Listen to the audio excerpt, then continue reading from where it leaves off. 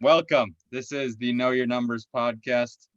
This is your host, Chris McCormick. I got a very special guest in the name of Yonah Weiss. Yonah is a cost seg king. He's all over LinkedIn. If you are out there in the real estate world, you've probably seen his profile, and he's a very generous man with his network and is connecting people all over the globe. So I'm thrilled to have him. Yonah, welcome to the show. I know I gave you a brief introduction, but I know you can do much better. So happy to have you. It's my pleasure, Chris. Thanks so much for having me on the show. It's great to join you. Hey, likewise, man. It's good having you, and I'm thrilled. I did catch a couple of your previous podcast episodes. There's a plenty out there. You're on over 200 episodes. I was tuned into a couple of them recently, just trying to get a grasp of who you are and what I can talk to you about. I'd love to hear a little bit about your podcast journey. I know you have one of your own, and you've also been on plenty. So anything that you can offer to somebody that might be looking to get a podcast or get on one. Absolutely. So for me, it was more like I never was on well, the first time I was on a podcast, obviously it's the first time. It was never on, I never really knew what podcasts were. That was about a little over 4 years ago. And someone invited me to be a guest to talk about cost segregation. I'm like, oh, I know a little bit about this subject. I can talk about it, right? Yep. But I was really nervous and actually like really failed bad about, I was just, it didn't go so well as I had hoped. The podcast host was very gracious and gave me a lot of good feedback. And from that, it literally snowballed till today. I've been a guest in over 200 podcasts. I stopped counting a while ago. I don't know exactly how many. It could be over 300 by this point. I don't know. But at a certain point, I really enjoyed the conversations. I enjoyed, the question and answer type format, and just a platform to be able to create content in a different way. And because of my social media presence and how active I am, I'm very in tune with the fact that creating content is a challenge, right? Yeah. But it's a necessary thing to do if you want to brand yourself, you want to put yourself out there, if you want to gain more traction. And so having a podcast or being a guest on a podcast, even better, is a great way to have content. And so I picked that up really quickly and just started sharing my journey of like being a guest. Like I would literally, on almost every podcast I was on, I would take a screenshot of me and the guest, like I'll do right now, and share it and share that post saying, I was on Chris's podcast and check it out. And that just got exposed to, okay, well, he's a great guest, et cetera. I was like, oh, I got to start my own. This is so much fun. So I started my own Weiss Advice. You can tune into that. It's a podcast a little different than most, as we don't go into too much subject matter per se. We spend a lot more time on just getting to know the person on the other end. Like you may have heard about, all these different people out there or seen them or whatever, but getting to know them a little better on a personal level. And just having that open conversation, that's really what my podcast is about. Obviously, it comes out with great advice because they're very successful people that I'm interviewing. But it's a lot of fun. And you asked for just one tip I will give for anyone out there who is looking to start a podcast. Do not do it unless you really love it. Okay. If you enjoy doing that, if you enjoy that, like if it's a burden to you, you will not succeed. You will not. And just like, they say 80% of small businesses fail within the first year, it's the same thing with podcasts. I've seen so many come and go because it's difficult to keep up with it. And unless you really love it, unless you really enjoy it, it's going to be hard. I like that. And that's a good place to begin, man. I think that goes with a lot of things. It's just if you're not fully committed and you don't have the heart to actually go through those dark times, those times where you don't want to do it, but you know it's good and it's right, then it's probably not best. But that being said, I think everybody should pursue something that is greater than themselves or something that gives them a little bit more meaning. And content creation can do that, right? Like you're providing value to someone. So as somebody that's in the business world, I'd like to hear a little bit about how creating content and putting your voice out there has served you. I know building relationships is key, but like also, that's the name of the game in all business. Right. So I'd love to pick your brain a little bit about that. That's really what it's all about. Networking is the key to all business, in my opinion, especially if you're in a B2B business, right? Where you are dealing with, other, people. and other businesses, especially if you're a service provider, like an accountant or something like what I do, Cost Segregation, Yep. you need business, right? And so I'm in business development, and I'm not an accountant, I'm not an engineer. We have a whole bunch of them on staff in our company, and they're the experts in what they do, right? And I understand that, and I would never want to do that because it's just not what I'm good at in terms of the actual work itself. But getting out there and growing any business is difficult. Yep. And but networking is key. And online networking, especially with LinkedIn, is like a business networking platform. And it used to be just a place to post your resume. And I think a lot of people still think that's what it is, and they're kind of turned off by it. But it really is a great place to connect with people, and a great place to actually meet new people from all over the place. And more importantly, building your brand and posting original content, people getting to know who you are and what you do. And over time, little by little, you will gain a following of people who actually, whether you've met them in person or not, actually know you and and refer you business, because they are like, oh, this guy is the he's the best accountant out there, right? Or whatever it is, and it just comes, it literally comes as a lot of a good friend of mine once says, like, LinkedIn works if you work it, right? Yeah. If you work it, and anything's like that, the more energy you put in, the more time you put in, the more you will get out of it. That's good. And I think that another thing that just comes from putting yourself out there a little bit more is you start to develop an idea of what sticks. And that's something that served me. Like, I was just putting out some content, and it was like, okay, maybe this wasn't even true to myself. It wasn't something that I truly believed, and it also might not have sat well with others. And now, so I've kind of formed this image and this brand, like you said, and I mean, it's only going to grow. Like, I still, we all have places that we want to go. So I think it's cool. And I'm sure you can attest to that, but I digress. And so, long story short, content creation has its benefits, but Yonah, for you talk about cost segregation, and this being a numbers and a business podcast. I like to dive into what it is that you can provide to other people, what gets you going, just in case if it serves anyone. And I know there's a lot of value that can come from cost segregation, especially in the real estate world. Absolutely. And what I found when I first got into cost segregation is that there was this huge dichotomy of people who are real estate investors and should know about this section of the tax code that allows you to, take these huge tax deductions called depreciation, and cost segregation is like depreciation on steroids. But there was this huge dichotomy of people who knew about it and who didn't know about it. Right. And there was this huge gap of people that literally, I'd say, maybe 5 to 10% of the people I would speak to knew about cost seg, and they were using it, and even they called it cost seg, like the cool kids. Right. But, and then the other, like 90% people, they never heard of it.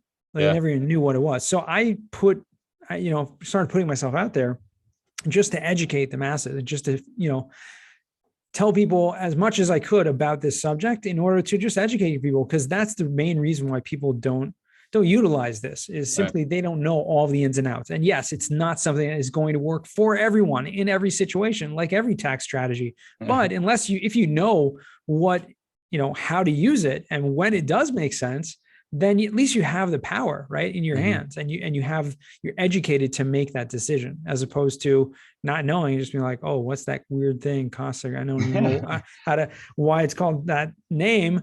And so, like everything in real estate investing, especially, you want to make sure, they say, and I'm using so many cliches today, but they say, right, it's not about how much you make, it's about how much you keep. Right. And that's so true, because taxes is the biggest expense that, as you know, that any business will have. And if you have a legal way to use a strategy to reduce that, then why not take advantage of that? Yeah.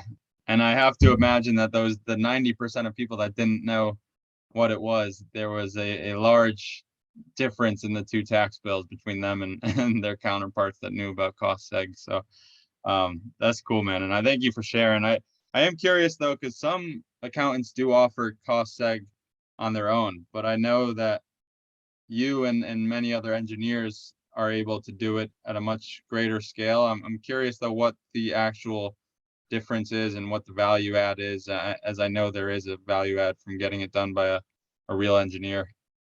Absolutely. I mean, the cost segregation, I mean, audit techniques guide, which is put out by the IRS and how to do it, gives a few different methodologies of doing it, what they call cost segregation. And the highest form is what's called a quality cost segregation study. And that involves someone with construction and engineering, background. And it's a very detailed report breaking down every component of a property into its special form. And there's a whole numbering system. There's a whole nomenclature that has to be used. There's a whole report that needs to be put together that cites the tax code and relevant court cases and references, the actual MACRIS, the cost recovery system number of each property that we're allocating. And so it is a very, very detailed approach. Yep. I do know that there are large accounting firms that have engineers in-house and do it in-house. But the average CPA that says, oh yeah, I can just do this, really what they're doing is just kind of guessing, doing some guesstimating work. And I guess they're comfortable enough with the fact that there are what the IRS calls lower quality cost segregation. Yep. There's something called the rule of thumb study. There's, things that you can do that without having to show all your work, as long as it's not too aggressive and you're comfortable with trying to defend it in the event of an audit, then those accountants are comfortable enough with that. But yeah, the engineering study, and there are my company, Madison Specs, we're the largest national company that does this. And there are, several other large companies out there that do similar work. And so to have the value add of actually having not only engineers and accountants, CPAs in-house that, do all the work, review it, make sure that it is 100% audit proof. It just, it makes you sleep better at night. Yep. Right. And that's a big thing for all of us. The more we can sleep better, the better our lives are. So I do think it's pretty cool. And it's something that I'm learning more about as I progress. And I do encourage any real estate investors, if you're interested in, especially in the commercial state, right, Yonah? It's big in commercial real estate, although it's not foreign in personal property or residential real estate, right? It's not limited. No, it's not limited to only commercial real estate. The benefits are really proportional to the purchase price, the tax basis. And so the higher the value of the property, the more benefit will be. Right. So, something, and you can't do this on your personal residence, which is a very, very common question that I get, unfortunately. Yeah. However, you can do it on a house hack. So if you're renting out one unit and living in the other, you could do on the rental unit in terms of the actual purchase. But so my general rule of thumb is for most people, anything over $500,000 purchase price, whether it's residential, whether it's commercial, doesn't matter, is usually a no-brainer. There's so much benefit there in terms of how much it's going to cost to get done versus how much the actual tax benefit's going to be. It's a no-brainer. However, lower than that, it still can be relevant. It still can make sense. But I usually like to look at it on a more a deeper level and see, okay, will this benefit the individual more than anything? That's great, man. It's so cool. It is, the tax code is, I mean, it's pretty nerdy to say, but it is pretty interesting how it works and how you can keep money in your pocket, and the IRS allows it, given the way that the government works sometimes. 100%. I mean, and you call this know your numbers, right? I mean, that's right. You got to know your numbers. And so, and that's having education, and that's having that knowledge, and that's power. It really is. I mean, again, so many cliches today. This is crazy, right? But knowledge is power, right? Yeah, right. Just say no. I don't know. I'm just throwing out. No, but I do think that's a good point. It's like, it's not really available unless you're organized enough to say, this is what this costs, this is what that costs. And that's why that's something that I preach on the business and the personal level. Like, if you're not organized and you don't know what you're paying for what or where your money is going, then you're just you're playing with fire, quite honestly. Like, you're not going to be able to do it. It's a guessing game at that point, and that doesn't solve any problem. So 100%. Yeah, thank you for making that clear. I do want to take this back to the relationship part of business, because I think that's something that well, I can tell it's something that fuels you, and that's awesome to see, but I think it's overlooked often, and especially in the younger generations, maybe my generation, kind of, because we have close knit relationships, but sometimes kids my age, and I use the word kids loosely, but we don't branch out and talk to people out there because we might not think we have anything to offer, or two, we don't think they have anything to provide us. It's kind of that ego thing that gets in the way. So I'm curious, Yonah, how relationships have served you. I know they've played a huge role in just building myself up over the past year, but Sure. like, what have you learned just through LinkedIn and face-to-face relationships in the business world? How crucial is it?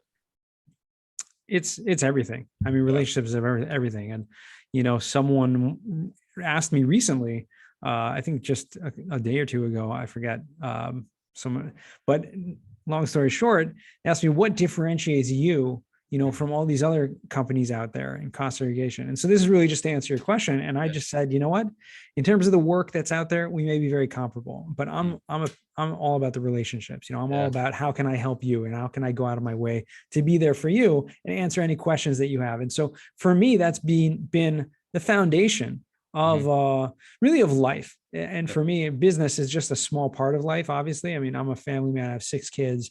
I enjoy having a good time, spending time with them. And I'm a very religious person, and it all comes from the same place. It's all about the quality relationships, and business is the same because people. Here's another cliche coming. People do business with who they know, like, and trust, right? Yeah, right. And it's so true because people, I mean, you're very much more likely to refer someone that when someone comes and asks for a referral. They're like, hey, do you know a realtor? Hey, do you know a good accountant or a lawyer or whatever it is? A good place I can order flowers, whatever it is, right? Right. You're like, oh yeah, I use this place, or I use this guy, or I know this, whatever it is. You're gonna offer that because it's familiar to you.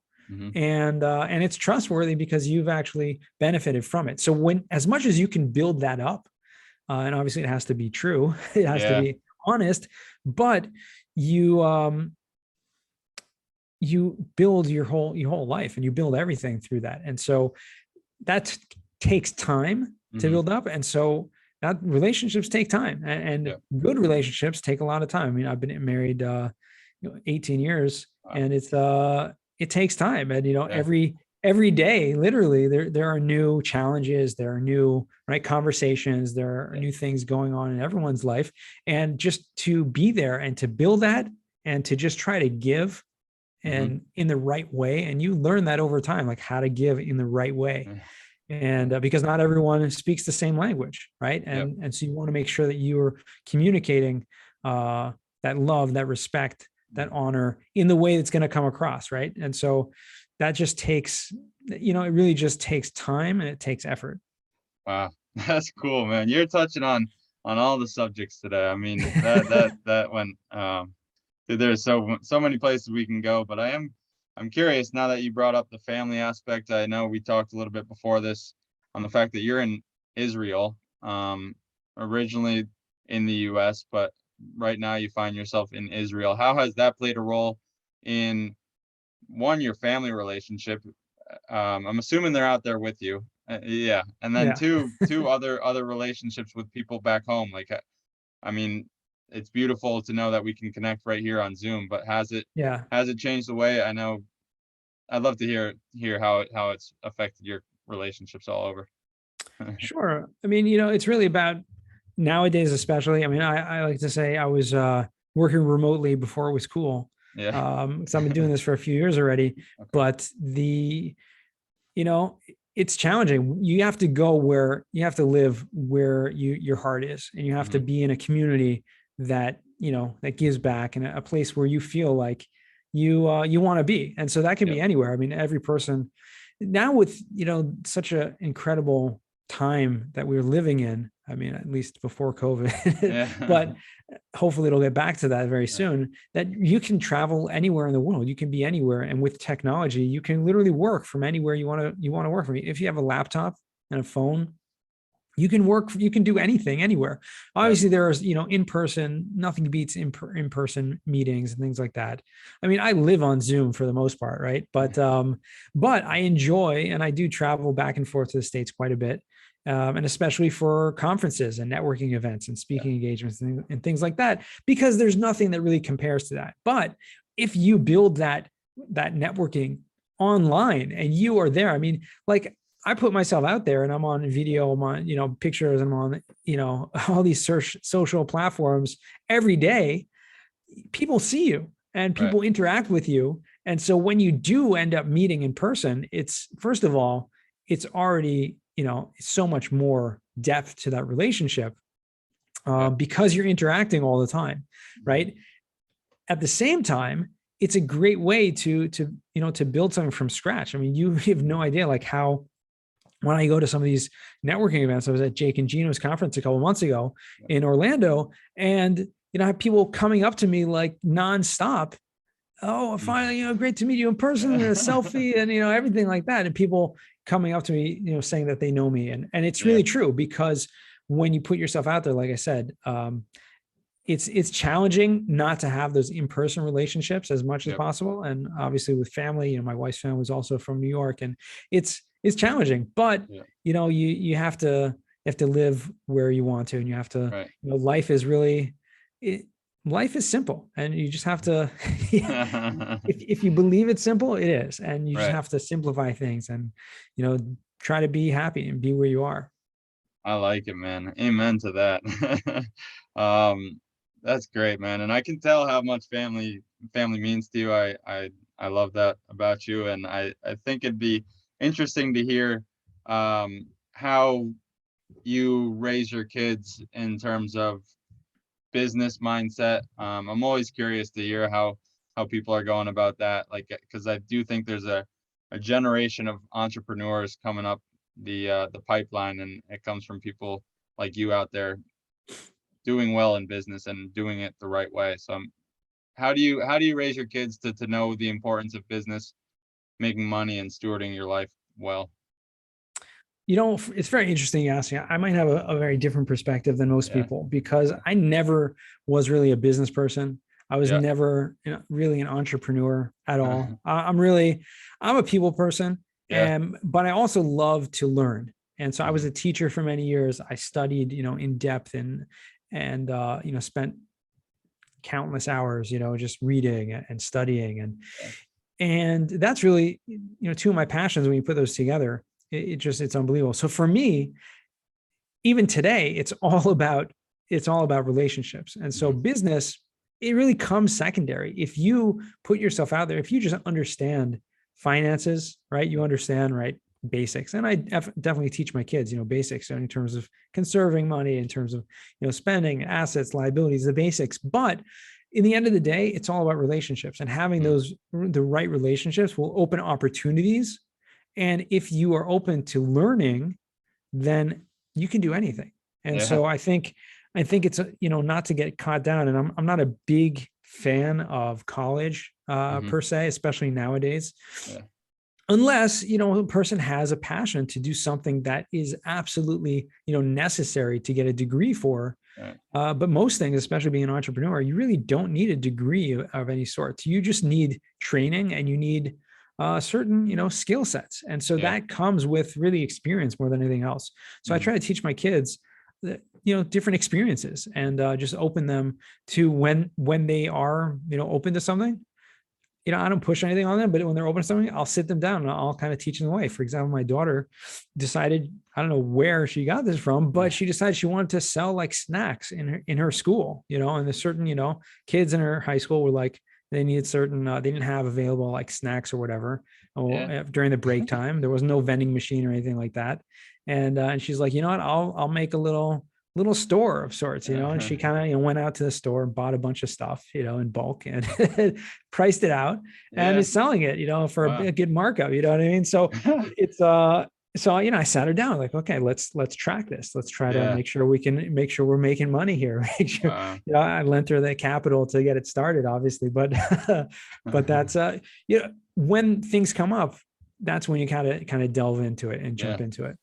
That's incredible. That's awesome. And good for your daughter. She's yeah, starting early, starting young. I look back now, I'm like thinking about lemonade stands back when I was a kid. I don't even know what I was doing. I don't even think I asked people for money, but it is just the thought that counts. And I should have been asking for people for money. If I wasn't, that's my own fault. But um that's good, Yonah. And I do want to be cognizant of your time, and I appreciate all the time that you're willing to invest here. But I I mean, if there any is there anything else that you'd like to offer in terms of business advice, cost seg, any topics that are near and dear to your heart right now, if you want to? I have a couple last minute questions that I ask everybody, but I'd love to hear any closing remarks you might have. I mean, if you want to dig into, and we're happy to do that, but dig into like the mechanics of cost segregation. Yeah, I've spoken about that on hundreds of podcasts. I'm not sure if you want to go in that direction. I'm happy to do so, kind of sum it up for you. But I mean, that's really it. I think we summed up some of the really most important points that I feel strongly about in terms of networking, in terms of business, in terms of building those relationships, and everything else will fall in place. Yeah. Guaranteed. I mean, Wow. it may take time, Yep. but if you stick to it and you believe in it, it will definitely come. That's great, man. And I guess the one thing that comes to mind when you're saying that is, for somebody that's on the fence, what are some encouraging words or words that you have to offer them? Because I know it can be tough to take that leap, and there's all these thoughts about what are people going to think. I don't want to offer anything. I don't have anything to offer. What would you say to the person doing that?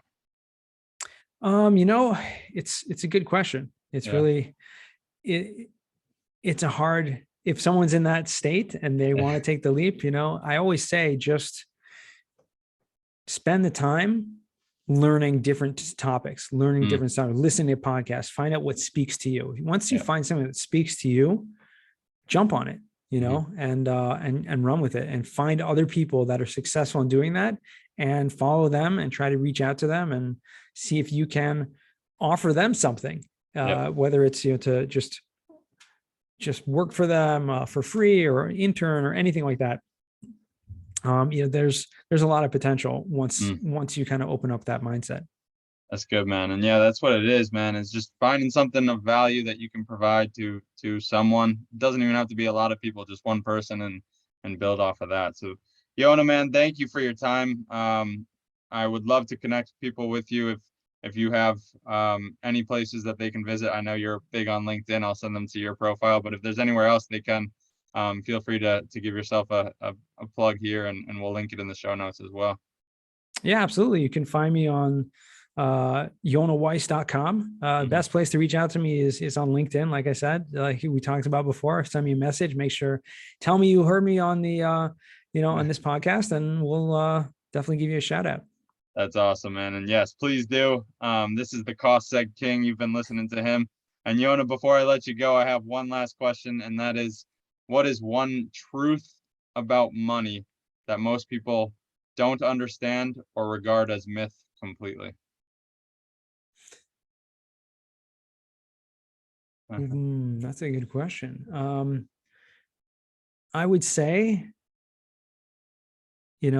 and this just touches me deeply, but I truly honestly believe that, God has endless money, and it's really, if you align yourself in the right way and with the right people and the right environment, you can get whatever you need. And there's, it's kind of the abundance mindset that I think a lot of people don't have. I wasn't really aware that such a thing exists until I learned the 7 habits of highly effective people. We talked about this abundance mindset, that there is abundant for everyone. There's enough for everyone out there. Every single person, there's no lacking. And so being a giving person and going and helping people, that's really where you're going to see the abundance come from. And because there is no lack whatsoever. So I was totally changed everything I thought about in terms of business and everything like that. Cause I was always against, before, when I was a teacher, I was against doing any business things and running after money and chasing money. It was just, to me, it seemed like, it seemed like something was against my nature. And then I learned about this abundance mindset, and it's just okay, well, wait a second. You can just go and help other people and do Yep. whatever you can. And then you'll end up making money by offering a service that they need. And, and it's like, okay, well, yeah, that works. So Yeah. I think that's a big myth, that there's a lot of people out there that think, oh, money's bad and money is evil, and Yep. chasing after money, and chasing after it, for sure. There's a lot of truth to that. But when you do it for altruistic purpose and you do it actually to help people, there's endless abundance.